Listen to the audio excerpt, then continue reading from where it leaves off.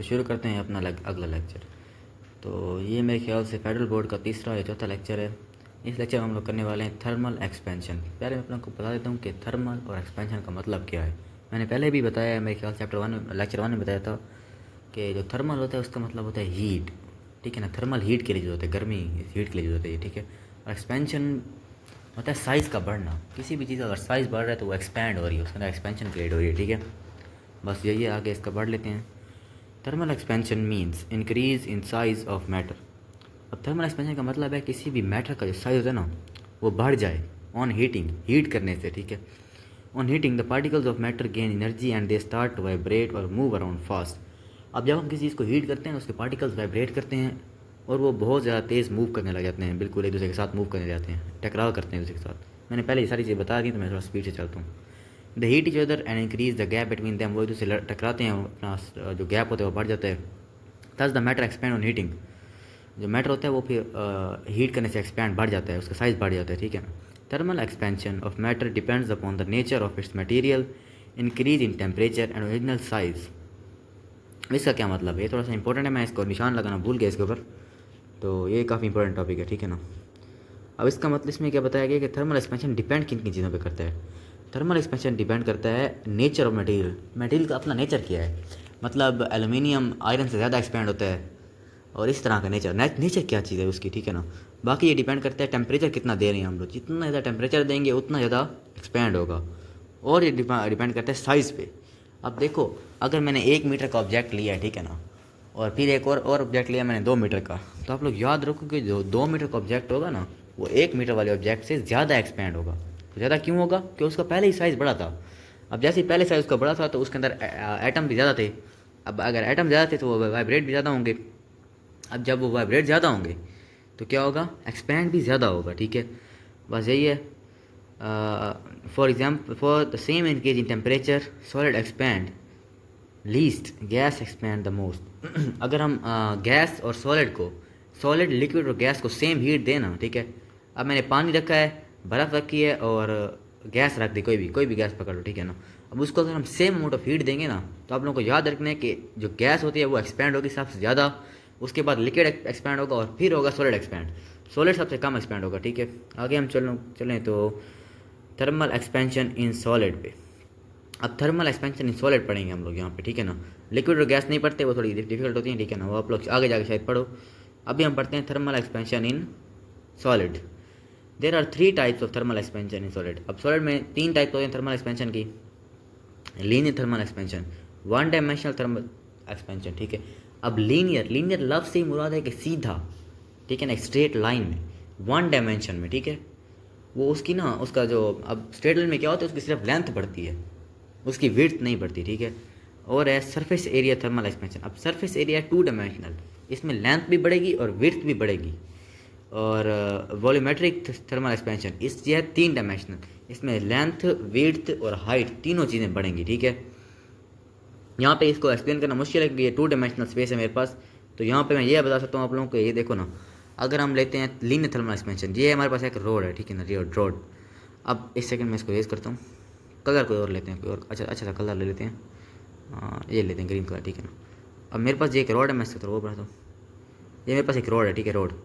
अब जब हम इसकी लीनियर थर्मल एक्सपेंशन देंगे ना, लीनियर, तो उसमें सिर्फ इसकी ये जो है ना, ये लेंथ इसकी इंक्रीज़ होगी, ठीक है। लेकिन जो सरफेस एरिया थर्मल एक्सपेंशन है उसमें इसकी जो विड्थ है ना, ये विड्थ, ये और ये भी इसकी इंक्रीज़ होगी। और वॉल्यूमेट्रिक में इसकी हाइट, अभी हाइट यहाँ पे दिखाना मुश्किल है, तो हाइट भी इंक्रीज़ होगी। हाइट होता है उसको कितना मोटा है, वो कितना बड़ा है, ठीक है ना, हाइट उसकी, इसकी कितनी ज़्यादा हाइट है, वो भी उसकी इंक्रीज़ होगी, ठीक है। बाकी इतना खास बताने वाली कोई चीज़ नहीं है। हम लोग नीचे आते हैं, लीनियर थर्मल एक्सपेंशन पे आते हैं, ठीक है ना। तो लीनियर थर्मल एक्सपेंशन में देखते हैं क्या है। Linear thermal expansion of solid, it is the change of length in solid. मैंने बताया वही कि सॉलिड के लेंथ के अंदर चेंज हीट देने से, ठीक है। Change in 1 dimension of solid object on heating is called linear thermal expansion. ये इसकी डेफिनेशन पढ़ी है, ठीक है, इसको आप लोग को देख लेना कि change in 1 dimension of solid object is called linear thermal expansion, ठीक है। और बाकी हम आते हैं अब इसके फैक्टर्स। अब लीनियर थर्मल एक्सपेंशन के फैक्टर वो किन चीज़ों पर डिपेंड करता है, ठीक है। अब हम कर रहे हैं वो चीज़ें, चलो देखते हैं किन चीज़ों पर डिपेंड करता है वो। एक second. Factor number 1, increase in temperature of rod, road का टेम्परेचर बढ़ाना, रोड को ज़्यादा हीट देना, ठीक है। मैंने रोड इज़ हीटेड, जब एक सॉलिड रोड को हम हीट करते हैं, it's atom gain kinetic energy, वही बात, इसके एटम के अंदर काइनेटिक एनर्जी बढ़ती है। They and vibrate with greater amplitude, वो ग्रेटर एम्पलीट्यूड होता है कि वो ज़्यादा हाइट से वाइब्रेट करते हैं, ठीक है ना। एम्पलीट्यूड हाइट के माइनिंग में आता है। अबाउट देयर मीन पोजीशन, अपनी मीन पोजीशन के इर्द गिर्द, ठीक है। This increase in vibration causes the atom of slightly to move slightly further from each other, ठीक है। जो एटम होते हैं वो एक दूसरे से थोड़ा थोड़ा दूर जाते हैं, क्यों, उसको ना टकरा रहे होते हैं।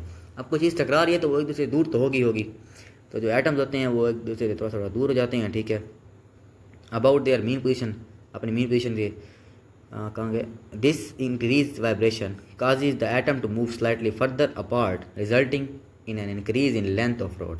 अब ये जो हमारी जो है ना वाइब्रेशन इंक्रीज़ हुई है, इससे क्या होगा, इससे जो एटम है वो थोड़ा थोड़ा दूर हो जाएंगे, और इससे एटम के दूर होने से क्या होगा। अब देखो ना, सॉलिड रोड है ना वो एटम से मिलकर बना हुआ है। जब एटम पार्टिकल एक दूसरे के थोड़ा थोड़ा दूर होंगे ना तो सॉलिड की लेंथ भी बढ़ेगी, ठीक है।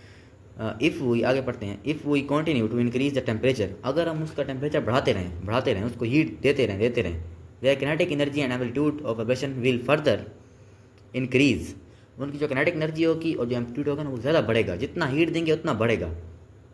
This further increase the length of rod, अब ये लेंथ ऑफ रोड को और बढ़ा देगा। इसमें यही बात है कि जितना हम टेम्परेचर देंगे उतनी लेंथ ऑफ रोड बढ़ेगी, इसको आप अपने अल्फाज में लिख देना, ठीक है।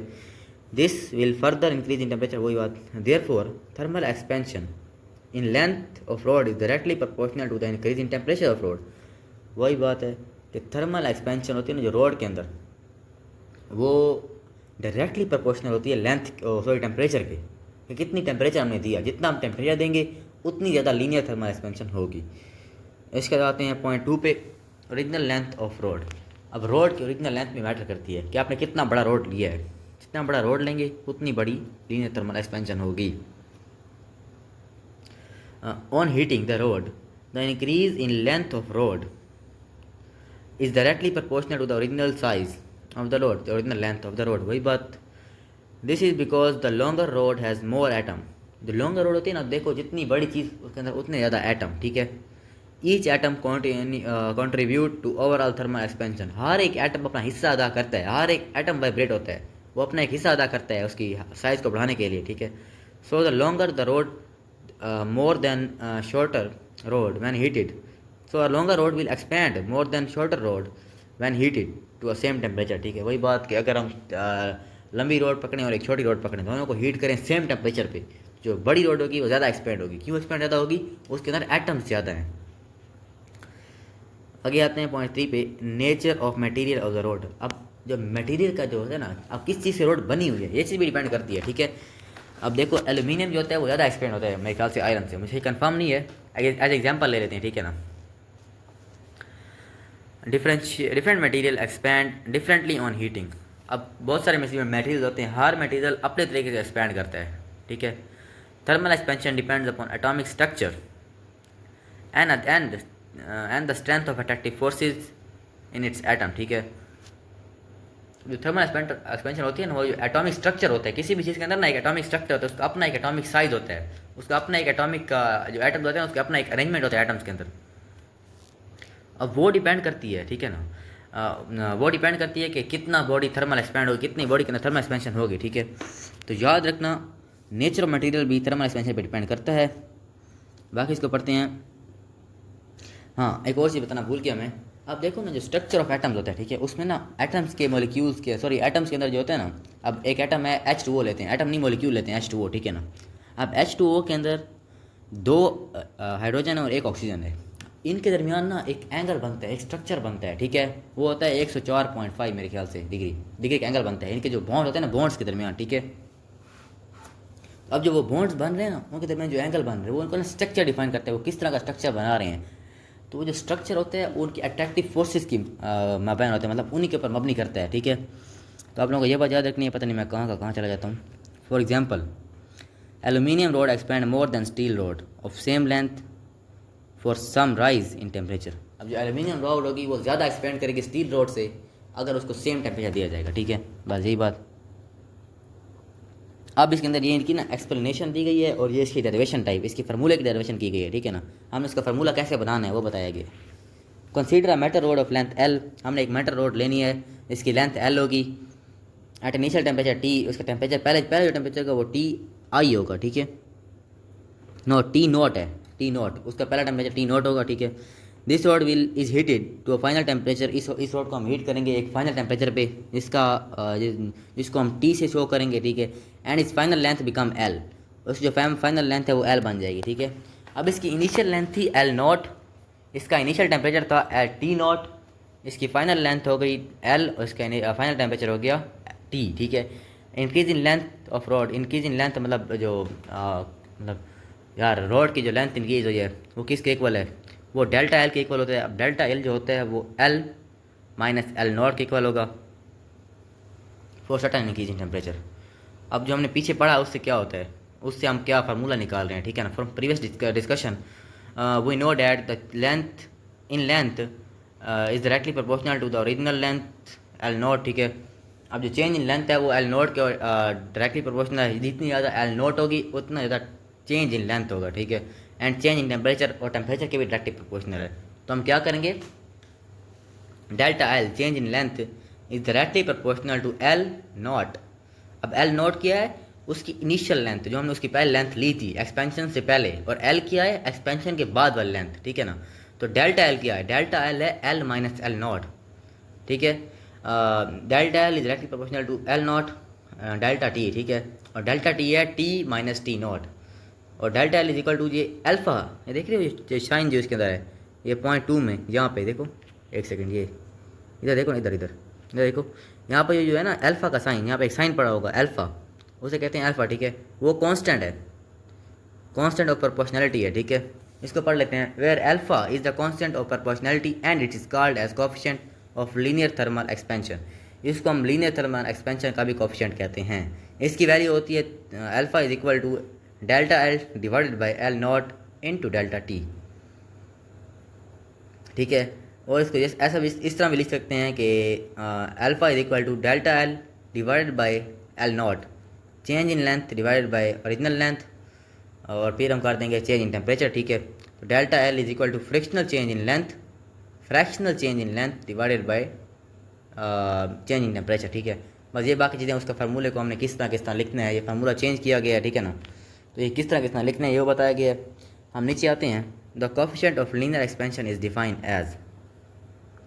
अब लीनियर एक्सपेंशन का जो कोफिशिएंट होता है, ठीक है ना, उसको हम किस तरह डिफाइन करते हैं, फ्रैक्शनल चेंज, ये जो कोफिशिएंट इसको कहते हैं, ठीक है ना, ये देखो ना, ये अल्फ़ा नहीं है, ये अल्फ़ा अल्फ़ा, इसको कहते हैं कोफिशिएंट, इसको कांस्टेंट भी कहते हैं और कोफिशिएंट भी कहते हैं, ठीक है।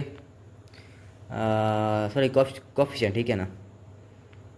फ्रैक्शनल चेंज इन लेंथ पर केल्विन चेंज इन टेम्परेचर, ठीक है ना। अब ये इसको डिफाइन किया गया है कि इसका मतलब क्या है, ठीक है। ये है फ्रैक्शनल चेंज इन लेंथ का चेंज होना, ठीक है, पर kelvin change in temperature, her kelvin पे कितनी लेंथ चेंज होती है, ठीक है ना। अब देखना है कि अब पहले हमारे पास रोड थी 1 मीटर की, ठीक है, हमने उसको 1 केल्विन टेम्परेचर दिया, उसकी लेंथ होगी 2 मीटर की, ठीक है। तो हमने देखना है कि हर केल्विन पे कितनी लेंथ इंक्रीज हो रही है, कितनी लेंथ चेंज हो रही है, ठीक है ना, हम ये चीज़ देखनी है। It tell us how much length of rod will change with respect to the original length, यह हमें बताएगा कि जो कितनी लेंथ चेंज हुई है उसकी ओरिजिनल लेंथ को देखते हुए, ठीक है, बाय राइज इन 1 केल्विन, ठीक है, हर केल्विन टेम्परेचर के इंक्रीज होने पर।